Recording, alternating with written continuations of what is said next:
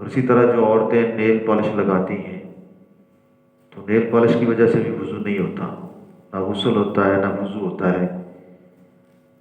مہندی لگی ہو تو اس مہندی کو اتار دیا جائے، بعد میں جو رنگ ہو تو اس پر وضو ہو جاتا ہے، لیکن اگر مہندی بھی اوپر لگی رہ جائے تو پھر بھی وضو نہیں ہوتا۔ مہندی کی تہ کو اتارنا ضروری ہے، رنگ ہو تو رنگ کی کوئی بات نہیں ہے۔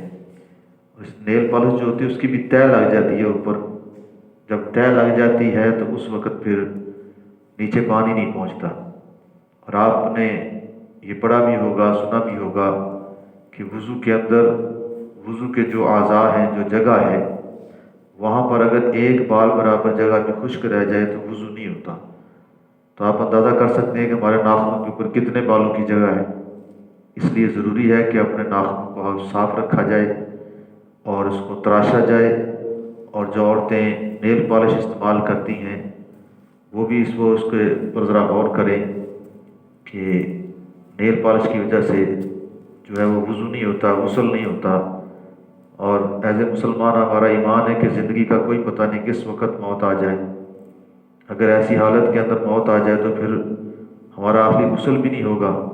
تو اس لیے اللہ تعالی ہم سب کو آقا علیہ الصلوۃ والسلام کی پیارے پیارے طریقے پر زندگی گزارنے کی توفیق عطا فرمائے۔ وما علینا الا البلاغ المبین۔